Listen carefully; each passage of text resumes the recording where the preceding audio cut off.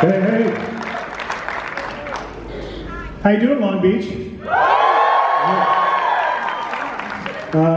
As he said, I'm John Murdy. I'm creative director, executive producer, Halloween Horror Nights, Universal Studios, Hollywood. Chris Williams, production designer, head art director for Halloween Horror Nights, Hollywood. Thanks for coming. Thank you, Midsummer Scream as well. Thank you guys. And I'm Mike Aiello, and I am really just happy to be here. All right. Let's take a seat. Okay, all right, let's do that. Picture you're in the living room that we don't have together. So I thought when we were talking about this, and Chris and Mike and I started talking about what we would do today, I thought it was such a cool opportunity because let's ask the question: how many of you guys have actually gotten out to Orlando and seen Universal Studios, Universal Orlando Resort? That's crazy. Wow. We thought it would be such a cool opportunity, and to have Mike join us today, so that we could share a little bit about what's going on in Universal Studios Hollywood, what's going on at Universal Orlando Resort, but also, how many of you guys want to do this and get into the industry and do this for a living, right? How many of you guys? All right, and girls. We also thought it would be cool to talk a little bit today about how we all got into the biz, how we all work together, how we work separately. So this presentation, we kind of just pulled out all the stops. It's probably going to take about 3.5 hours. No doubt. So we're going to be here as long as it takes, kids. You good with that? All right. And here's how we're going to start it off. Over the years, I kind of do this to kind of ask the Twitter community, the Twitterverse, to solicit, we solicit questions. Ask, hey, what's a question you'd like to ask, myself or Mike or Chris, or all of us about Halloween Horror Nights? We pick a bunch of questions. But there's, I've noticed, I've been doing Twitter, I think, since 2009. And I've noticed there's a fair bit of confusion about our sites. I always get people who are asking me Orlando questions. I don't know if you guys get the handle is similar. Hollywood. Yeah, so we're gonna just real quick, just so you guys always know who you're following. This is the Twitter site for Universal Studios Hollywood at Horror Nights, right? This is the Twitter site for Universal Orlando Resort. Don't blink, it's not that different. It's just the big O, the big R, and the big L. Mike also has his own site, and it's really boring. You don't want to go to that. Go to the. He's verified. I've checked it out. He's verified. It's just pictures of me and my kids, and here's the cereal I had for breakfast this morning. But if you're really into cereal, you can follow Mike. And then this is my site. Are you sitting on a microphone? Oh, I was sitting on this. I put it off to the side. Okay, that would have been awkward. I'm not verified, by the way. And it has nothing to do with Horror Nights, so I talk about food. But we thought we'd start this thing off with some icebreaker questions from Twitter, just to kind of break the ice, get us all comfortable. We've never done this before. No, we've never ever shared a stage with all of us on one stage. So there are laws against it, I think. In at least a couple states. So the first question from Twitter is, and this is probably the single most important question we're going to answer all day today. Why does Orlando call their attractions house, but Hollywood tends to use the term maze? And this is from @Is It October Yet? The answer is pretty mundane. Haunted house was always the term back when the event started in Orlando in the early 90s, and it just kind of stuck.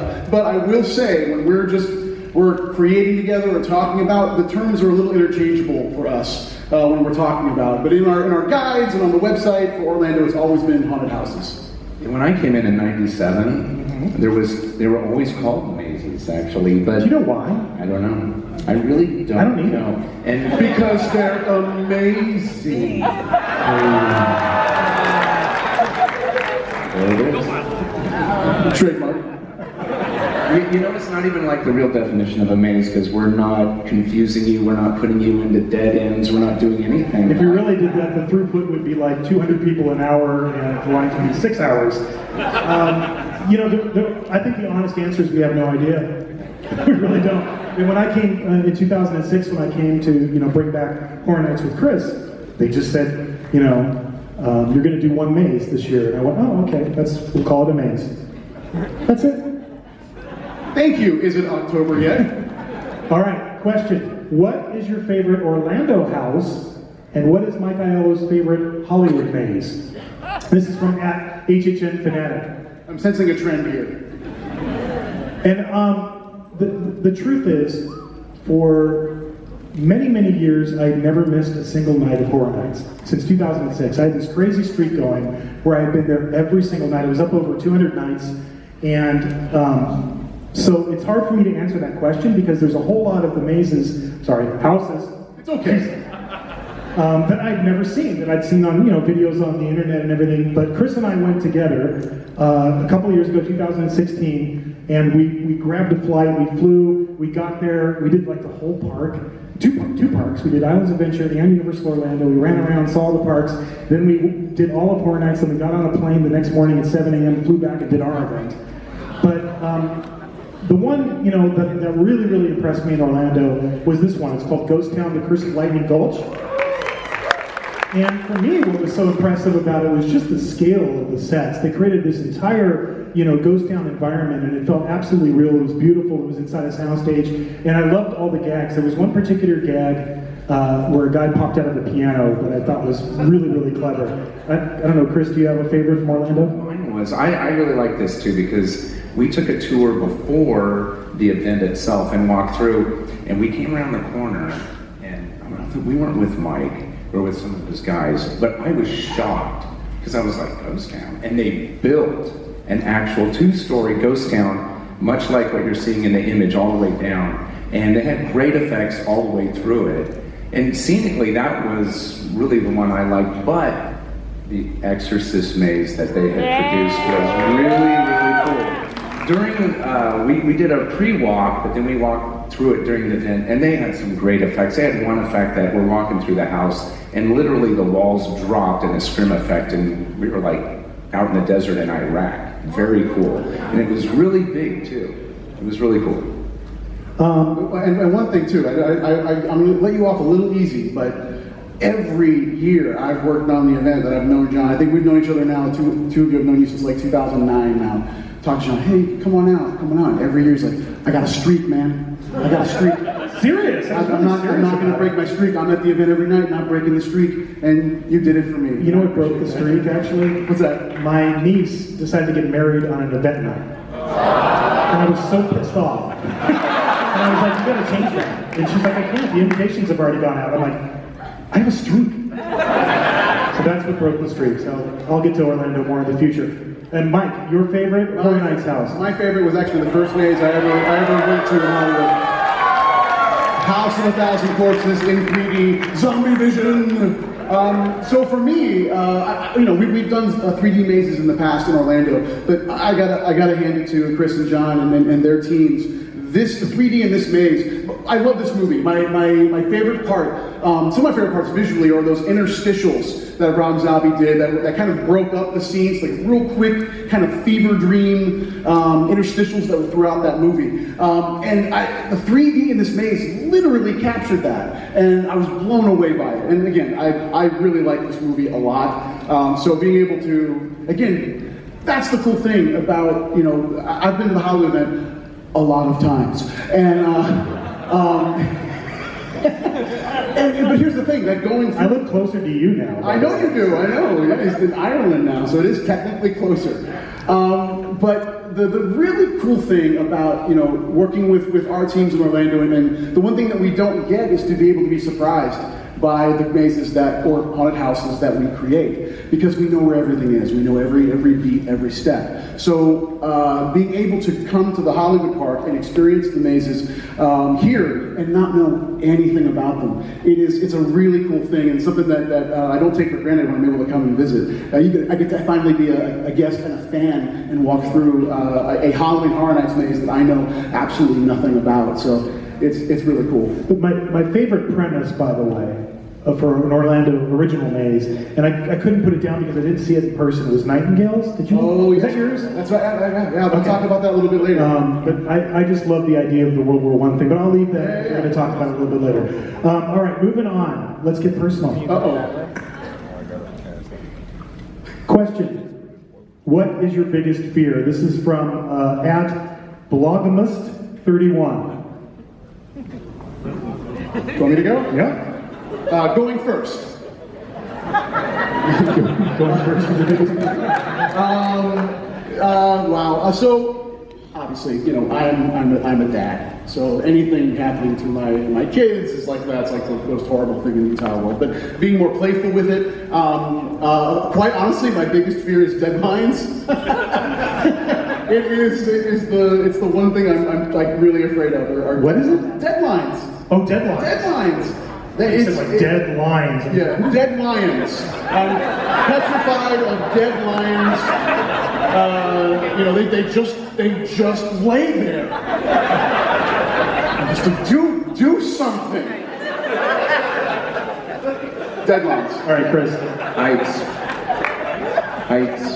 It is heights. Yeah. Is that rooted in something from your childhood?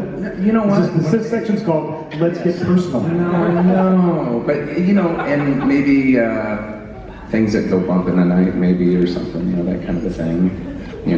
Experience a few things at night, type of a thing. And it's a tough question because we're always kind of around it. Everybody that's in this industry is always around the things that scare us the most. So we get a little bit, placid towards some of those things. I was never really afraid of like spiders or anything like that. I don't know about you, like nothing like that. No, mine was heights actually, but not as a kid. I would climb the highest tree. But okay, believe it or not, when I was in college and like the second or third day. Oh, I know this. Oh yeah, he doesn't know this. The third night I was out in college. We drove to Westwood, me and some guys who I didn't even know, and they were like, "Hey, let's go to the Hollywood sign. You ever been there?" I was like, "Oh." So we did. We drove over to the Hollywood sign, and that one when it was accessible, and I climbed on the back of the H all the way to the top. And yeah, it was pretty scary then. No way would I ever do that now. This is no way, but over time, I've just gotten really fearful of, heights. That I didn't know. I did. I climbed the top of the H, and I did it for bragging rights. So there you go. Okay, now I'm gonna test everybody's knowledge of the Hollywood sign because do you know the Hollywood sign in the 70s was in disrepair, it was falling apart. Do you know who paid for the O? No. Thank you. Alice Cooper. Alice Cooper paid for the O as a tribute to Groucho Marx because he was really good friends with Groucho Marx. So obscure, useless trivia for you. If nothing else, when you leave here after our 4-hour panel, you will have learned that. All right. Oh, I have to go. I have really weird phobias. I'm afraid of wooden spoons and cotton balls. Seriously, I'm seriously afraid of them. I can't even say it. Oh, really? Yeah, no, this is real. I have a hard time even talking about it, so I don't like the texture. I can't touch cotton balls. I can't touch them. I can't handle it. I don't like it. Freak me out. Wooden spoons has a lot to do with like when you're a kid and you get those chocolate ice creams when you're a kid. Remember those? They came with the wooden thing in it. I couldn't. The text. Don't like them. So, I'm serious. This really freaked me out. In Orlando, we get to do a few original mazes in our slate, and I think I found one room theme that I'm going to force you to go through. Our performers have gotten wind of this, so like sometimes when I'm going through an event, like a character will come up to me and hand me a bunch of cotton balls. Worst. All right, moving on.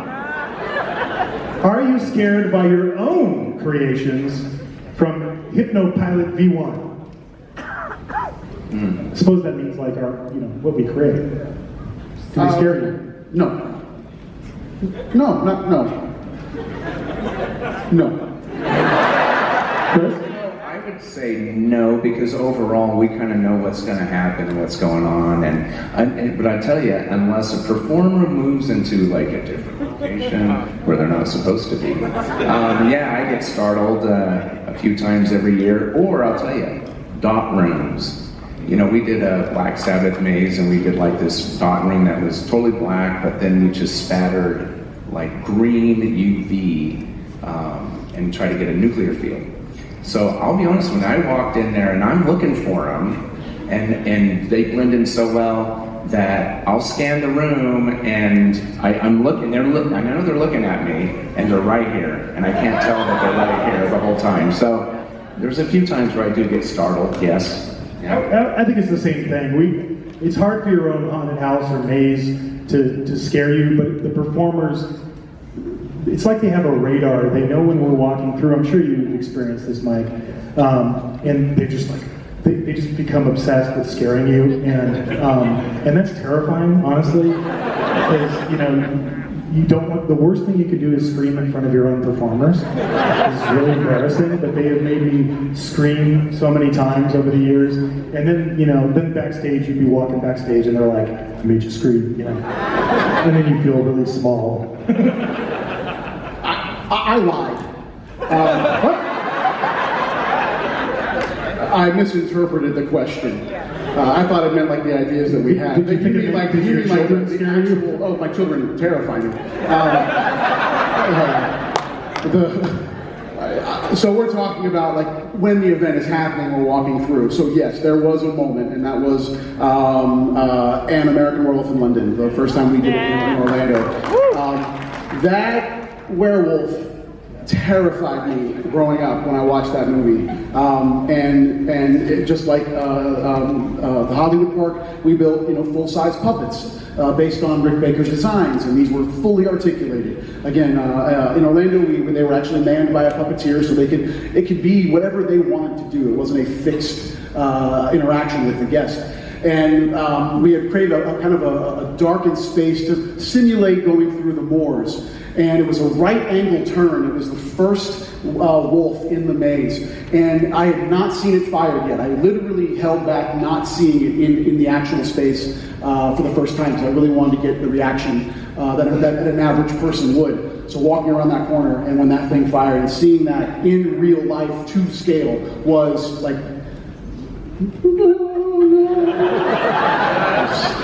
It was horrifying.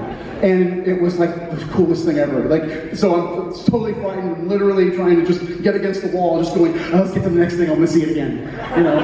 It was cool. But what the best thing is when you take a filmmaker or an actor through a maze that's based on the property that they were involved with, and you scare the hell out of them. That's like the best thing in the world, when you're taking somebody through and I remember we did all those premiere parties for Walking Dead. We used to host all their premieres every time they had a premiere, and I would just go backstage and watch the monitors and watch all the different actors from Walking Dead go through, and I'd just be like, hey, his own character just scared him. All right. What do you love most about your job? What inspired you to choose your career path? I think those are actually two different questions, and this will help us get a little bit into how do we get to, get into the business and kind of talk a little bit too about tips for people who want to get into business. But let's start with that first part.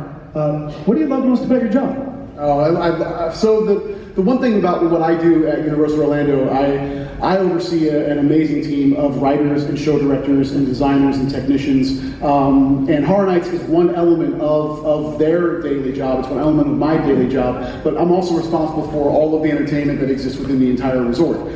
Seasonal events, all the parades we do, all the nighttime shows. If anybody saw the Christmas Hogwarts Castle projection display, I was responsible for the creative on that. So I get to dip my toe into a lot of different pools. And Horror Nights is the one kind of constant freight train that exists more than 365 now. I know that's the same for both of us.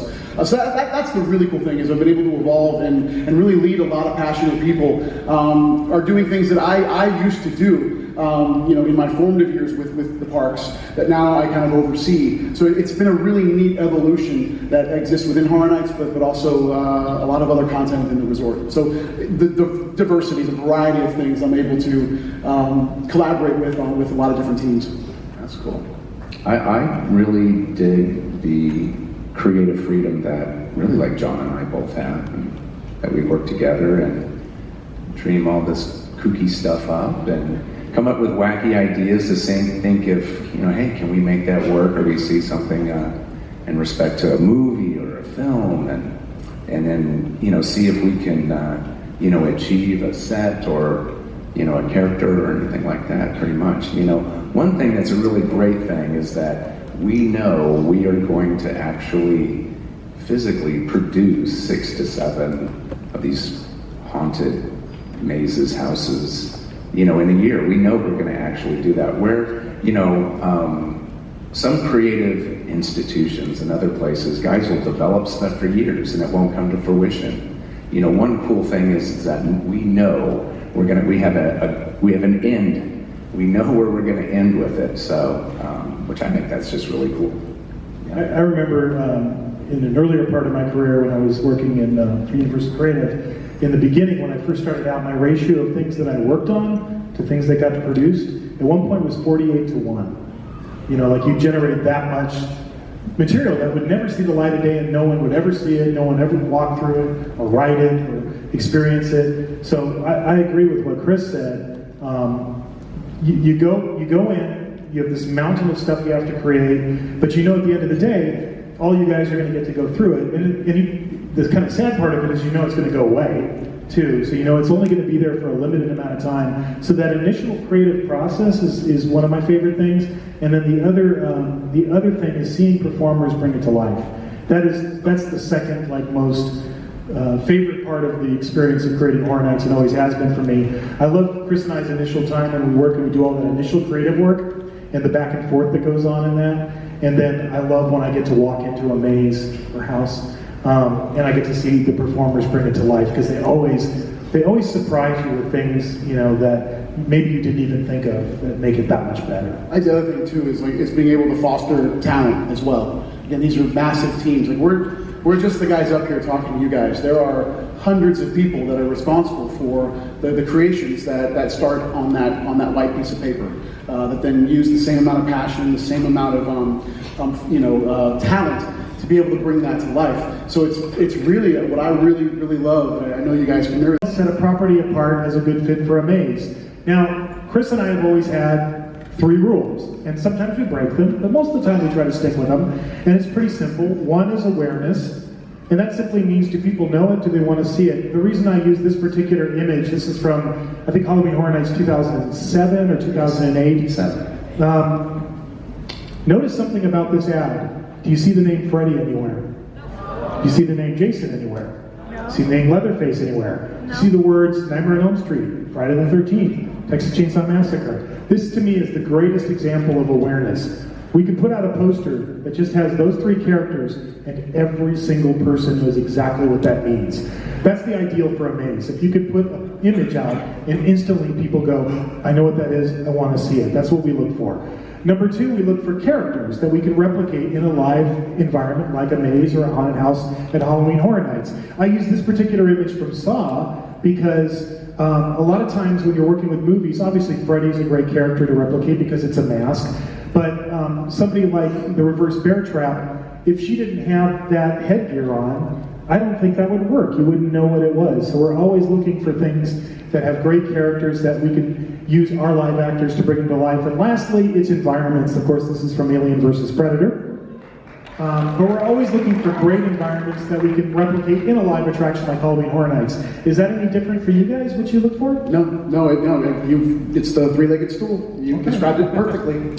Question, what does it take to collab, we're going to use that term there, for both parks? How often do you have to meet to talk about the mazes? Yeah, it's early in the process. It's literally from the IP standpoint. And yeah, probably after this show, actually. Yeah. John, Chris, and I will sit down and just kind of spitball ideas on some brands that we haven't attempted before. If there are any white whales that are out there that we've always wanted to do that haven't really materialized yet, it's a really cool kind of first conversation that we'll have. That it's really preliminary at that point. We're just trying to get our head wrapped around what does the event want to be in year 2 or year 3. And it's funny because sometimes they line up. Like Chris and I will put a list. We usually put a list together, and then we'll talk to Mike and go, "Hey, here's what's on our list." And sometimes he's got things on his list that aren't on our list.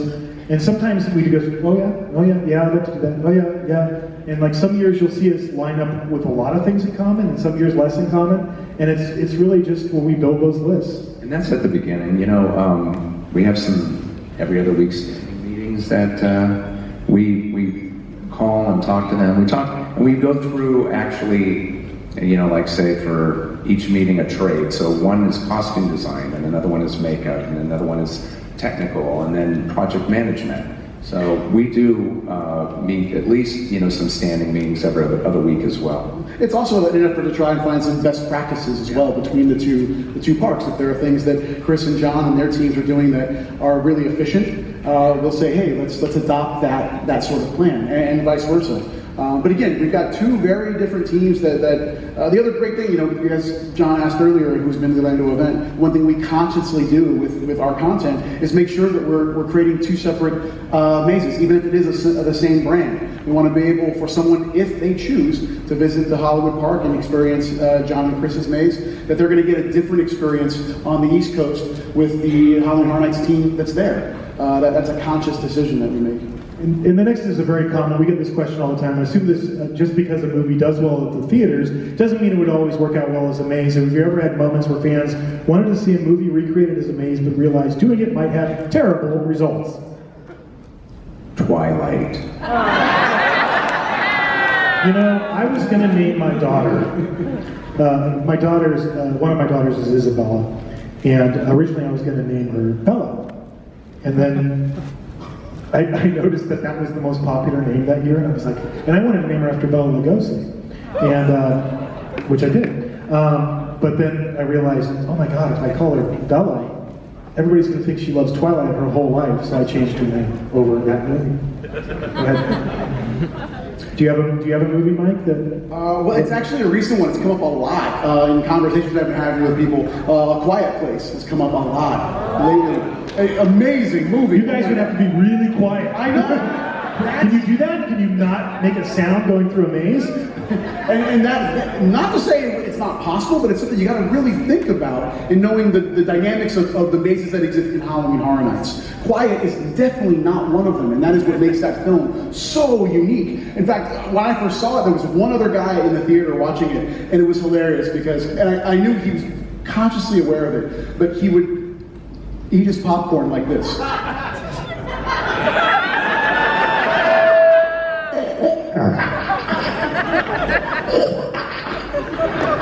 In like the most inopportune time, and I'm just sitting, I'm like 3 rows ahead of him, just going, come on, man. So definitely a texture like that is something that is really hard to achieve in an attraction that has the throughput that a Horror Nights house or maze has to have. Yeah, and I think when we were first starting out, people would say Blair Witch when it was just the first movie, and I'd be like, what? So you're gonna make a maze and there's gonna be one guy standing in the corner, the first Paranormal Activity, everybody was like, Paranormal Activity, I'm like, the door just goes, thank you, And in recent years, Get Out, honestly, I got a lot of people asking me about Get Out, and I'm like, Get Out's social commentary works brilliantly as a film. It's fantastic, it's genius, but it's not necessarily a maze, Not everything is designed to be a maze, I think is the answer to that question. What's the process like creating an IP? How long does it take to get the rights to certain films? This is from Has a Michael P. The answer is a really, really, really, really, really, really long time sometimes. A crazy long time. For 10 years, every year, Chris and I, and Mike, eventually when we started working with Mike, we would go, can we do The Exorcist? And the answer was always no. And then one year, the answer was yes, and that took 10 years. Shining took 11, 12 years, something like that, from when we started. So sometimes it does take years and years and years to chase something to get it. What I thought we'd do really quickly, and I'll go fairly quick through this because we want to get to the content of what we're going to be talking about for this year, but just really quick, somebody asked me how we create a maze from start to finish. We're going to run it through it, and we're going to compare how we do it in Hollywood. We'll take the IP approach for Hollywood. Mike's going to take the original approach for Orlando. But obviously, it starts with a concept. I just used Alice Cooper Goes to Hell because the particular concept for that maze is marrying that album together with Dante's Inferno, and that was kind of our leaping off point for that maze. And then Mike, you put... Yeah, Dead Exposure, Patient Zero is the new original maze we're doing this year in Orlando. And again, the concept, it really actually happened at a bar with my buddy David Hughes, who's one of the designers. We did this maze, this is a prequel to a maze we did a couple of years ago, that really the initial idea was, let's create an entirely black environment, let's make it a zombie maze, but the way to make it different than any other zombie maze is we're just going to go back in with invisible UV and highlight every detail. So picture this room completely painted black, but we're going back in and highlighting all the detail of every object, every character, and then it's only black light that fires intermittently throughout the maze. So it creates like a negative image. So that was the concept. So once you have the concept, you got to do the pitch. I included that picture of Chris and I. That's Chris and I backstage at Alice Cooper Concept. That's literally when we pitched this idea. That's the only time we've ever captured the pitch in a photograph. We were backstage. Steve got invited us to see a show. We were backstage like, hey, so we just worked together. What about this? And then Mike, you put Mr. Landis up there. Yeah, he has nothing to do with Dead Exposure. I didn't understand the process of the slide. Sorry. That's all right. But obviously, when you're working with IPs, you have to go and you have to pitch the actual people that created the film or produced the film. I just really like that picture of me and John Landis. It's good. Then you go through preliminary design. Chris and I would always work together. We called it the post-it note version. We take post-it notes for, you can see it up there, scenes, characters, effects, what the music was, and we would just play with them on the wall, moving them around until we had a basic flow. Yeah, same thing. We do a lot of whiteboard descriptions, and then we even start doing some kind of really basic ink board ground plans, like D&D. It's D&D when you're growing up with graph paper. That's the exact process. And then from there, I'll sit down and write a treatment. Usually that's about 100 pages on the left. And don't read this because it's from Trick or Treat. You're not supposed to know this. So don't read anything about the rock quarry scene, with the Halloween School Bus Massacre kids or any of that stuff. So that's an example of what our treatment looks like on the left. At the end of the day, they're pretty similar. We just have slightly different formats. Different formats because our teams, coast to coast, just have different ways they like to take the information in. Again, Orlando's is a narrative with just briefest of visual references, and then a complete discipline breakdown grid that has all of the nuts and bolts of what the narrative is describing. And at the end of the day, this document becomes the Bible of, like, everything needs to be in this document that's going to be in the maze, because that's what everybody's working off of. But then Chris would take it from here and he would do the drawing package. I'll take the treatment and then whatever space that we're in, whether in a tent or in a cube, just really wherever we're located. And then I'll just start to rough it out in scale, usually like in 1/4 inch, and really trying to plug in all the elements and also other elements like tech rooms and performer rooms for like break rooms, as well as mask and makeup room and accesses throughout the maze itself, mechanical rooms. So, it honestly, when we're done with it, it does look like a wacky maze if you hold it and really kind of look at it. Maybe that's where the term kind of came from. But, essentially that's where I rough it out, and then I'll hand it to my art team, which is like head with Brandy Creason, who's in charge of my show set team. We talked about Troy Zimmerman. He drew this little plan, and what this is, and it has all the call-outs for The Shining, and what this is a representation of is our Grady twins. Pepper's Ghost. Thank you. Our Pepper's Ghost guy. So. And then on the other side, we will take those kind of like blue line basic sketches. We'll actually start going into a program called SketchUp. It's available to anybody. Anybody can download this program. It's really useful.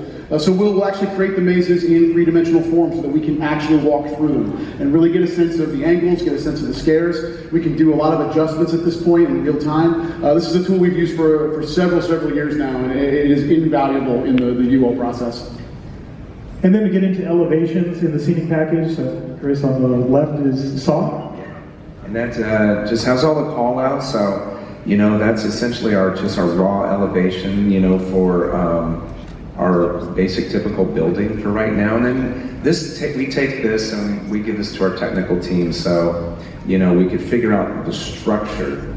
Our structure behind a facade like this is basically what's called like a Type 5, which is basically like building a house or even more or beyond. If you ever dare to look up in one of our mazes, you might see some really heavy timber holding up something really lightweight. Well, we have to have engineers run calculations for us if we're hanging anything overhead. So, everything is engineered and such as well. It goes to a whole different group. So. And then on the other side, this is actually a artist rendering of the facade for one of our new mazes, original mazes this year, called Carnival Graveyard. So our guests will walk through this. It is a graveyard salvage, and on either, the guest path is made up of discarded carnival rides and discarded carnival games. And inside are these amazing violent carnies. Murdy, if at any point you want to come and play a carny in the maze. I am one. I know. Now you can play one on TV. So yeah, this entire maze is all made up of kind of found object. It's in one of our sound stages and should be pretty cool. I was going through a haunted house in Paris once. When Mike said carny, it just made me think of this, like a little bus bar ride. Those little shaky little rides, and it was terrible. But the very last scene, there was a guy inside it that threw a towel over your head and went like bust your hair. And then he bust out the doors, and I was like, oh, wow, Jesus, how many times did he put that towel on? People, it like suddenly dawned on me. So I have a special fear of carnies because of this. So I'm looking forward to seeing this, Mike. Moving on. Then you go into the full drawing elevations. I think on the Titans of Terror up there, that's the kids' bedroom from Titans of Terror. Yeah, and what we're really just trying to show here is as much detail as we put in our elevations, and they're mostly all hand drawn as well, because we're really trying to show. If you look at that elevation A, there's a couple cardboard stand-ups. So think of Leatherface and Freddy, that kind of thing, showing to our prop team, what we're really trying to look for in the feeling of that room specific. Yeah, and then this is another room facade within the Carnival Graveyard. We're going to take you into a now dilapidated tunnel of love. As near the finale of the maze, so this is an artist rendering of that. But again, this tells a lot of detail, to Chris's point. This is so our scenic artists know exactly the color palettes and the type of textures that need to be used in every single wall of the maze. And then, of course, you get into costume design. There's just a couple examples up there from The Purge, our Uncle Sam, and Statue of Liberty. Yeah, that was Lucas Colshaw's that's our illustrator. So we have he's right there. Hello, Lucas. We have a fabulous illustrator. His name's Lucas Colshaw. He's been with us for years and years. And so every time you see one of these images released through publicity, it's usually something that Lucas drew. So he draws up all the characters that we don't have film reference for. And then on the other side, this is an artist rendering of Chance. She's a Horror Nights icon. She was the kind of second to another character we created for Horror Nights called Jack the Clown. But a couple years ago, we actually gave her the event. She actually was the torchbearer for the event in our 26th year. She became the main icon for the event. So this was a rendering of her costume. Beautiful, beautiful rendering. And then this just shows you what the final product looks like when it's all done. And then we get into makeup. A lot of times when you're working with intellectual properties, there's no need to draw it if you have great reference. This is from American Horror Story Roanoke, Pigman, and the Butcher. Chris, you can probably explain what we're looking at. We're looking at a couple sculptures on my left. I guess it's the pig head, and I think that's done out of water-based clay actually, and the other one I think is done out of oil-based. But these are through McGee effects, and the last several years we've had Mr. McGee do most of the lion's share of all the makeup and masks and such, and I'll tell you, his sculptures and the things that come out of his shop are just like no other. They really are awesome. Yep. And there's the proof. Yeah. That's the pig man from American Horror Story last year. And it's really hard to tell, but within around the snout, there's a lot of screens actually that he can see through. That the screen has hair on it. You can't tell, but that's how well hidden his vision is actually in this. And then that's the final product for the butcher. Yeah.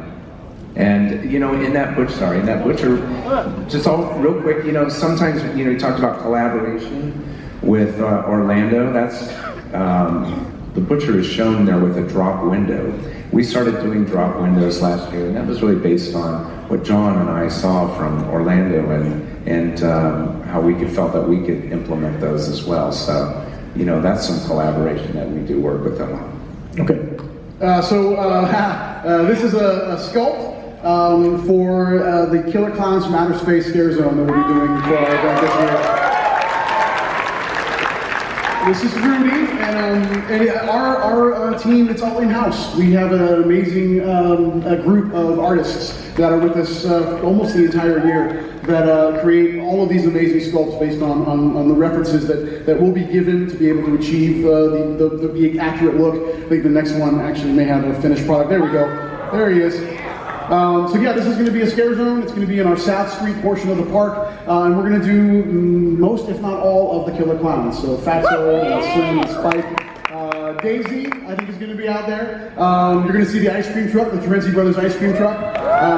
This is one of those white whales for me. This is going to be a lot of fun. Probably worth mentioning too. Somebody had a very good question I didn't include in this panel, but it's worth bringing up. They said, "Well, how come sometimes Orlando does something first, or Hollywood does something first? Is there a reason why you guys do that?" And specifically, she was asking, "Well, American Werewolf in London, you guys did it first, and then we did it. I think Insidious, Chris and I did it first, and then you guys did it. I think maybe we did Halloween first, 2009. Yes. And then you guys did Halloween, and then we did it again because they did it. Just because it's in Orlando or it's in Hollywood and it's not in one or the other doesn't mean it's not going to come to the event." A lot of times, Trick or Treat is a great example of this, and we'll talk about that in 1 second. They did a fantastic scare zone for Trick or Treat, and then all of a sudden the next year, we're doing a maze. So you never know what you're going to see in the future. Lastly, just finish up on effects, special effects design. This is Henrietta from Ash vs. Evil Dead.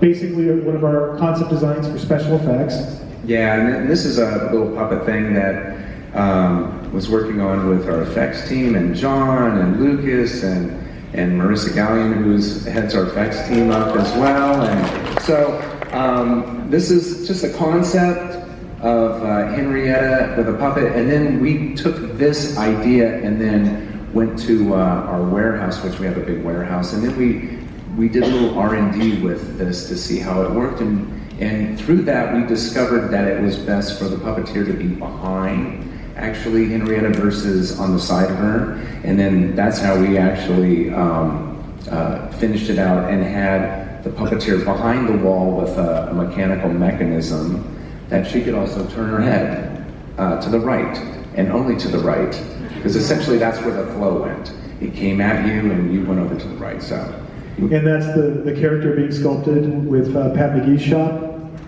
and that's the final product. And that's her turning her head and scaring that girl to her right. Yes.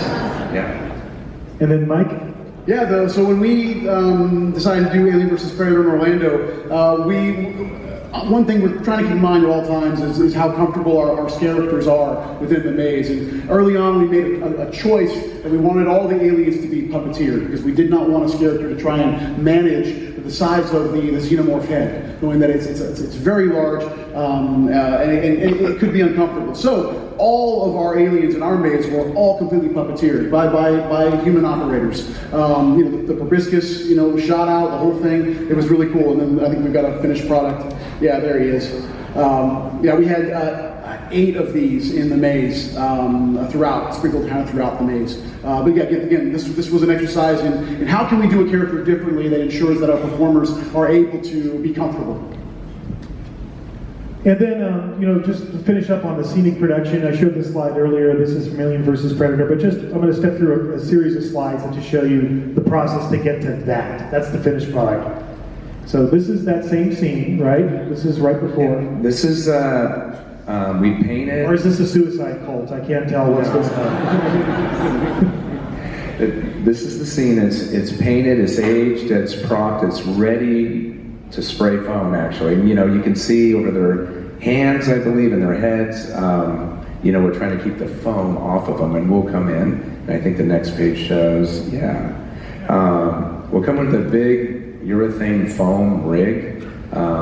We're talking a big system that comes in, and we're trying to put like this secreted resin. It's our intent of that, within the alien predator world or the alien world. There's a lot of different ways that in the films that they have portrayed this kind of a look to it, but this is kind of our look as well. And we take a smaller foam pack and create some of the more smaller tendrils or tentacles on that as well. And then we really try to get, I know it's kind of odd, but I grew up on a dairy ranch, so I kept explaining to my lead scenics, hey, I'm trying to get like this manure, cow manure color, and that is right there and they nailed it. They finally got it. I didn't have to bring any reference in or anything like that. We figured it out, on site and everything, but that's, we're really trying to get a weird, nasty, sickly green color as well, brownish. Yep, and there's the finished piece. And that's what it's all with. And then Mike has an example from Dead Waters. Yeah, Dead Waters. We did an almost 3-story tall riverboat that our guests walked through for the maze. It's one of our soundstage mazes. So there's a color elevation that kind of describes the look and feel. You can skip ahead. There was an in-progress version of the riverboat. And again, it was as if it was sinking into a bayou swamp. And then the final product kind of lit up. That was the facade. It was absolutely beautiful. It was named the Susan Moore. She was a costume designer that passed away during... All right. How long have you tried to have a trick-or-treat maze be in Halloween Horror Nights from Carlos' era? A long time. We met... This is Michael Dougherty, by the way. This is the guy who wrote, created, directed, produced Trick or Treat. He also did Krampus. You guys remember Krampus? This is Michael in our Krampus Maze. I think it was 2008. Yes. You and I went to lunch with Mike Dougherty, and I think Trick or Treat had just come out, or was about to just come out, and it was supposed to be theatrically released, but at the end of the day, it came out straight to video, right? Yeah, it came. And Mike started talking to us that long ago, so 10 years ago. We had a long lunch, and then every so often we'd always stay in touch with Mike. And then eventually, when Universal Studios was doing Krampus, we hooked up and did his film. But the conversation about Trick or Treat with Mike started back in 2008. Obviously, we went on to do Krampus together. This is the facade. I don't know if that's the finished facade. We'll miss a couple things. But that was the facade in Hollywood, and then this was your final scene, which was different from ours. Yeah, we actually took you into his lair right at the end of the maze. And last year, of course. Yeah, last year we did Trick or Treat as a scare zone in our Central Park area of the studio park back home. And again, this was just a labor of love and really just trying to get the brand out there, get some awareness for the people that don't even know about Trick or Treat, because it really is it's kind of a cult following because of its kind of direct to DVD release. But it's the most beautiful film. It is a Halloween tradition for those that are in the know. So we did the scare zone first to really get our guests kind of in the know. And the beautiful thing about this film and the content is that even if you've never seen Trick or Treat, you know Halloween, you know the holiday. So there's a lot of textures there that are immediately that you immediately grab onto, even if you've never seen this film. And if you've never seen Trick or Treat, I doubt a single person. You have to. It is like it's the Pulp Fiction of horror films, in my opinion. It's the way it's structured. And then there's one last, they did such a beautiful job in that scare zone. It was just gorgeous. It's great. No, the team, they knocked it out of the park. So I guess when we all started chatting this year, I think you brought it up. You said you wanted to do a maze. Yes. And I had always been holding out, honestly. I'd always said I wouldn't do a Trick or Treat maze until they did the second film. But I got tired of waiting, honestly. Because if you know Mike Doherty's doing the next Godzilla movie right now, so the next Trick or Treat movie wasn't going to be happening soon enough, in my opinion. So when Mike mentioned it, I just said, yeah, let's do it. It's time. What about? Were you on that same wavelength? I'm on board. Yeah. What I love about Trick or Treat is it reminds me so much of like Creepshow. It's anthology horror, and I love the way all of the stories interconnect. So we're going to take you on a little sneak peek at Trick or Treat, if that's okay.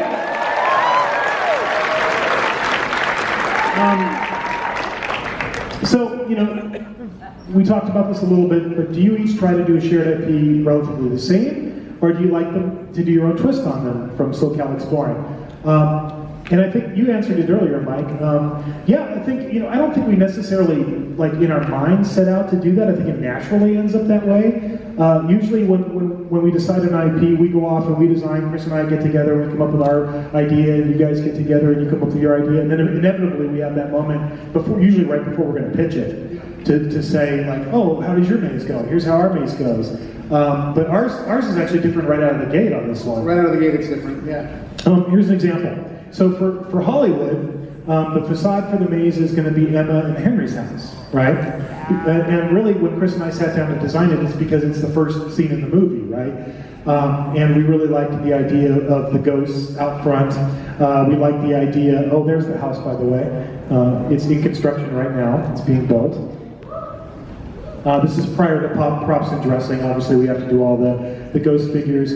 But we like the idea of kind of teasing Sam. So the first time you see him, he is like the sheep ghost. It's just like how Emma tragically encountered him in the movie. And of course, you're going to run into Emma as well when you're going through this section. But for Orlando, because we had done the zone already, we really wanted to kind of hit the guests over the head with something large in scale right off the bat. So we're beginning our maze with Creek's house. And this is in our parade building facility. So we're building Creek's house, and this is to scale. You're going to walk through the front door to scale of Creek's house. So these are some in-progress photos of the facade for our Trick or Treat maze in Orlando. But the thing I noticed right away when we all started comparing is that we hit all the same beats. Like literally every beat in the film that's in our maze is in Mike's maze, and vice versa. They may be in different spots, but all of the same beats are going to be hit. And just again to like we look at each other's work. Sometimes we blatantly steal things from each other. We blatantly stole this idea from your Scare Zone, actually.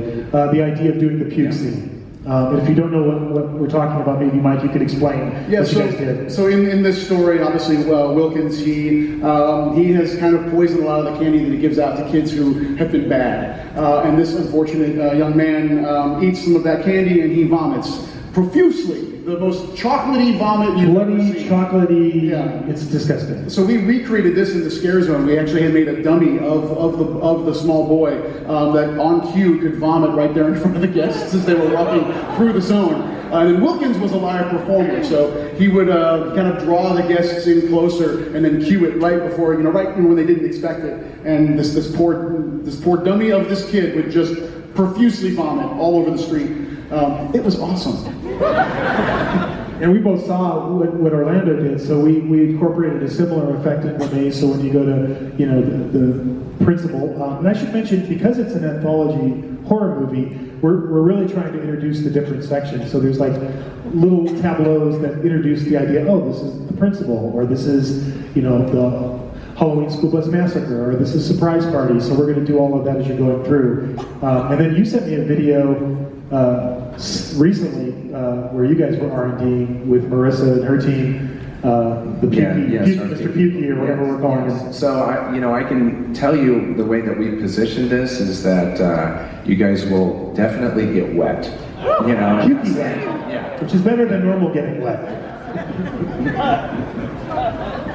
Oh, there's a picture of what we were just talking about. There's the chocolatey, bloody puke. Yes. And there's Mike's Scare Zone from last year, right? Yes, that was last year, yeah. Surprise Party, that's another section of the movie where these girls are dressed up in kind of sexy princess costumes, and they're going to a special party, and then once you get there, you find out there's something very mysterious going on with these girls. So that's your costume, I think, on this? Yes, yeah, that's a work in progress. We've made some alterations between the costume that we did in the Scare Zone and the one we're doing in the Maze, but that's an in-progress version of our Red Riding Hood. But we really wanted to capture that moment, and it's in Chris's design, just like you see there of, walking down that lane in the woods, and something terrible is, you can hear it in front of you, something bad's happening, and lots of people are dying. But we wanted to have that moment where you're walking through the woods and there's the jack-o'-lanterns and everything. As I mentioned, something bad happens with these princess girls. They all start to transform, and at first you think they're kind of turning into vampires, because they get the fangs and the features that are very vampire-like, but then they rip off their flesh, and they turn into werewolves. Like that. Ooh, it moves.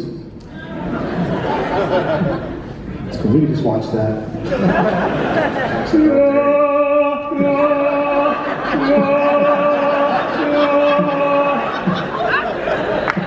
Every night I lie in bed.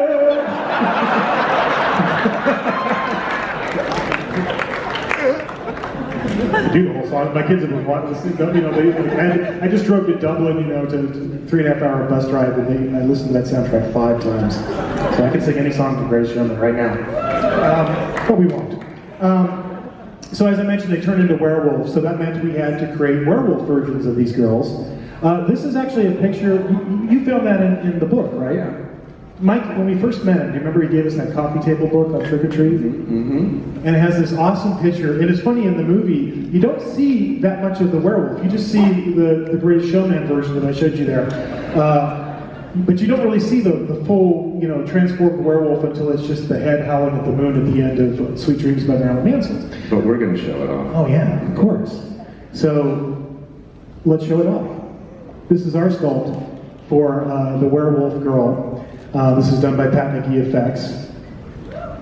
And how we've gotten this positioned is that our performer will look out the mouth there, through the mouth, to see vision. So, we can alter the head to make it look very canine. And it's such a weird combination because you also have to marry the princess dress to this.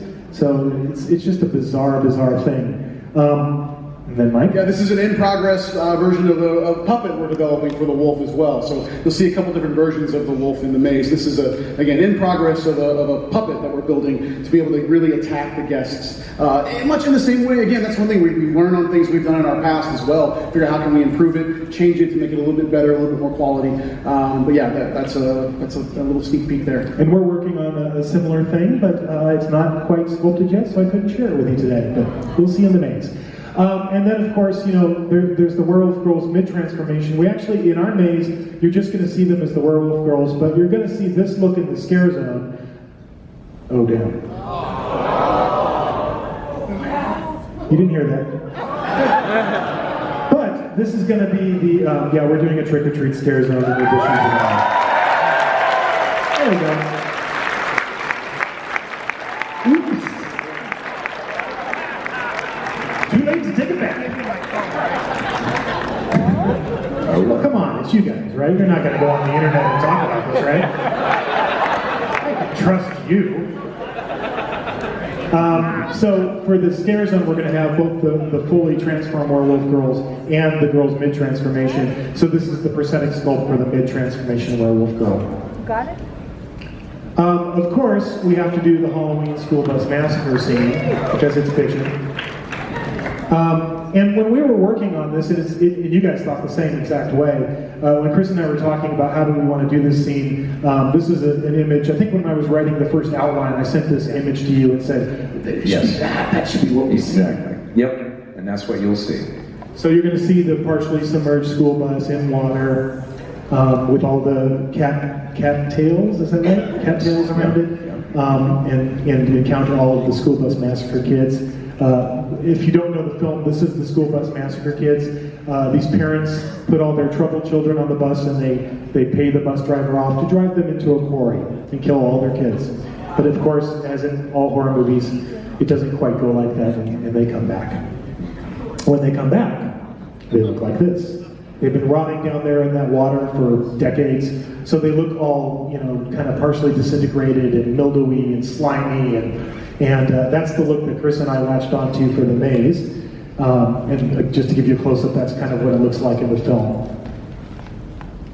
And then this is your illustration. This is a color elevation of the quarry, and it's a massive scene near the tail end of the maze. And the bus is practical, so even though it's drawn in this picture, it is going to be a practical element within the scene. So again, filled with fog and the unfortunate ghostly souls of those poor kids. And speaking of those poor kids, let's take a look at them. I'll take you through. We're going to do all of them, every one of them in the maze.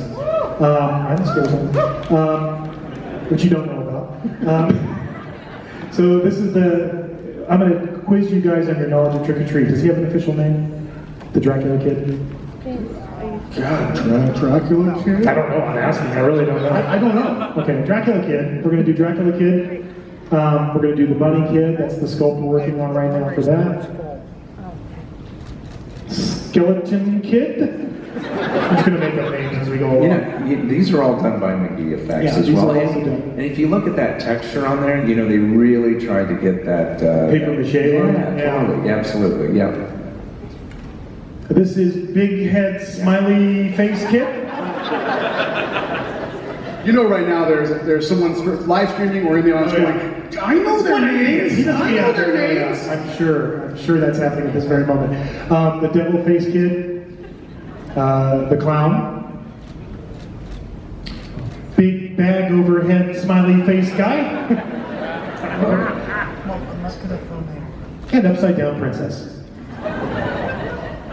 And so these are masks that we used in our Scare Zone last year, so we're really excited to be able to show their decayed form within the maze. But we can flip through these. These are actual ones we built for the Scare Zone last year. And they're exact to the film in color and in scale.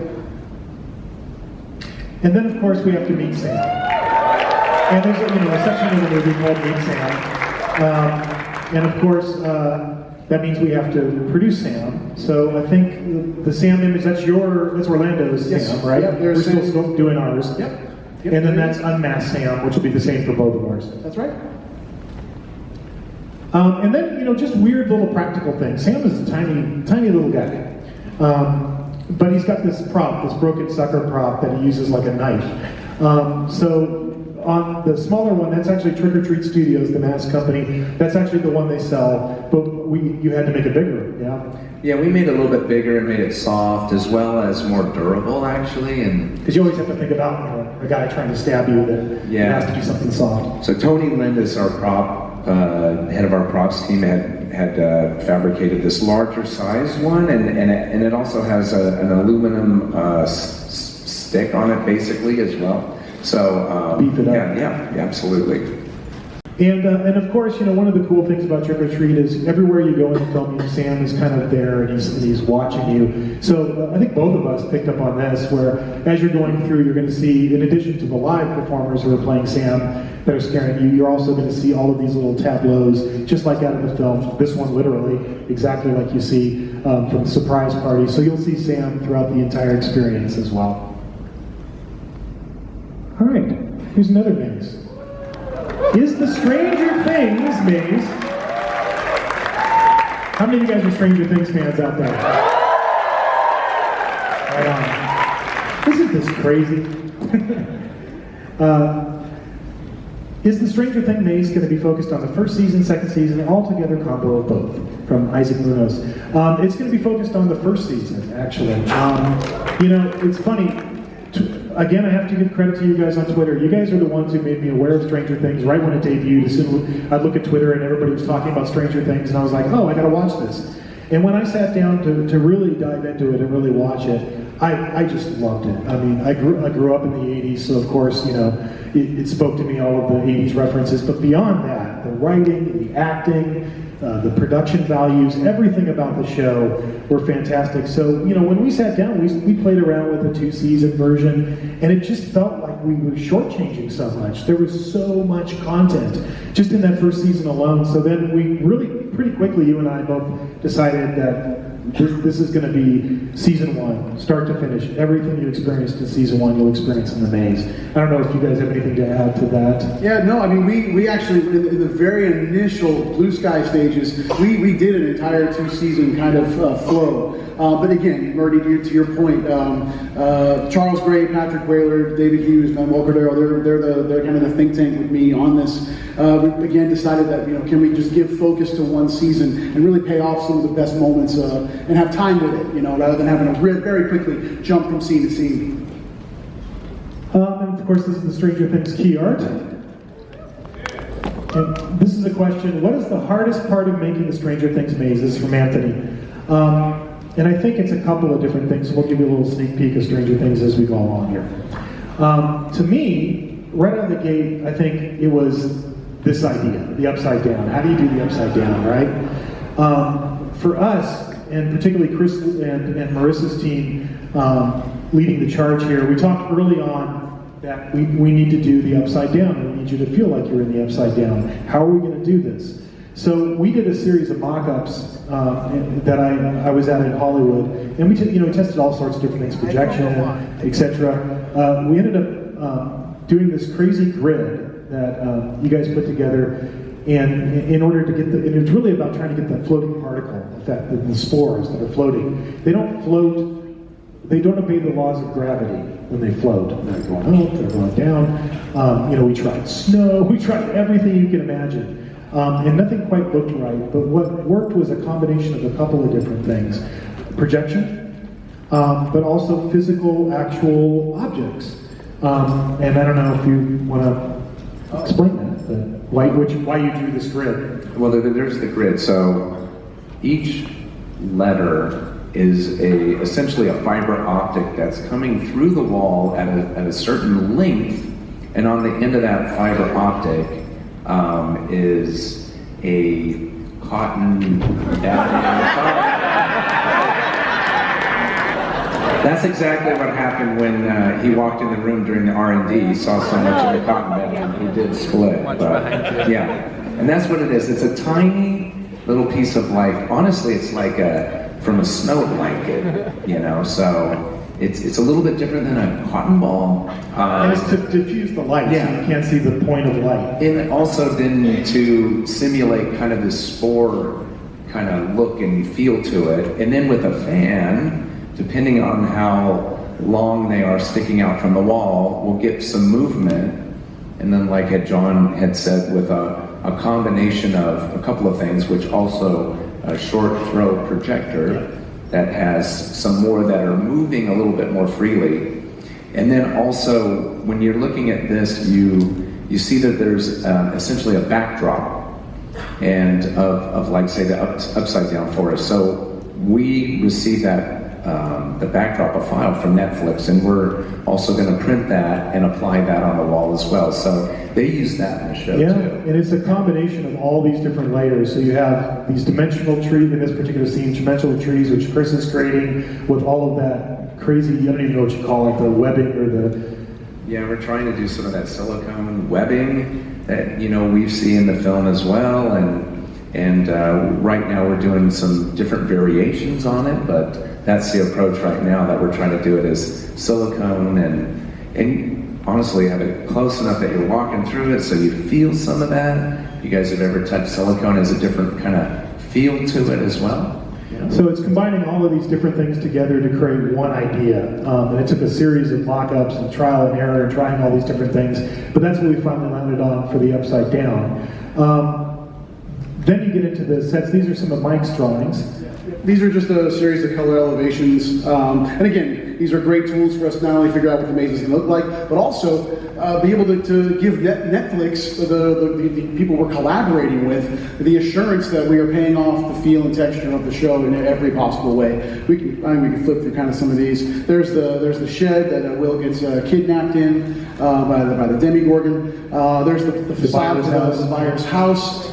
And again, and every step of the way, with just like any other branded maze we do, it's getting all of the reference. Netflix was amazing with us, and our just team. gave us a huge amount of reference to us. Just gigabytes and gigabytes of information, because it's all available for us to be able to use and really recreate these as close as humanly possible to the sets. And that's why, going back to why season 1 too, to be able to take the time to go through the woods, kind of harkening back a little bit to like our Alien versus Predator maze from years ago, to be able to walk through the woods and hear the Demogorgon, hear that chittering,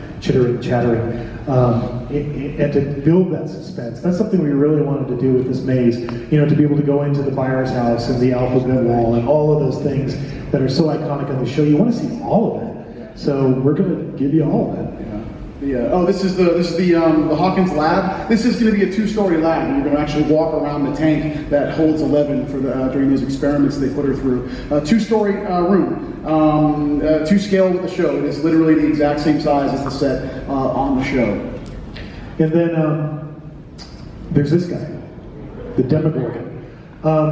Actually, a really incredibly difficult creature to create, because like Mike mentioned earlier, we can create pretty much anything, but we have to think about like vision, ergonomics, all of those things. We knew we wanted to do this as a live performer, not a puppet. So we're building a full-blown Demogorgon head-to-toe creature suit. I think I'll share a couple images of that with you guys. This is our sculpt, or I should say Pat McGee's sculpt, in progress for the Demogorgon. That's the head. The teeth are one of the crazy things about this. You look at, I'll change it to the other slide where you can just see, there's the main teeth, and then there's those tiny little, minuscule little teeth, and he's got to do all of them, for multiple, you're going to see a lot of this guy. So there's so much that he has to do just to create one.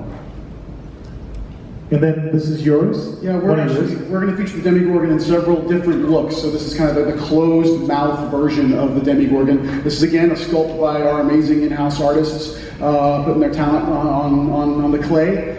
I think the next one is an open mouth version. Yeah, there he is. One thing we're doing with the teeth like this, at least in Orlando, these types of smaller details, when our performers are moving, they're usually the first thing that starts to break down. So we're actually going to 3D print all of the teeth into this mesh that we can actually replace an entire layer of the Demogorgon's head in one fell swoop, very quickly. Because we know for a fact, just based on the erratic movement that these performers are going to do within this costume, want to make sure that we can make it look the same way every single night, even if it takes, within the hour to be able to fix and replace. Oh, one thing too, we're also doing a puppeted version of the Demogorgon. We're building busts so that they can actually open and close throughout the maze. So there's several key moments within the maze where you'll see that version of the Demogorgon.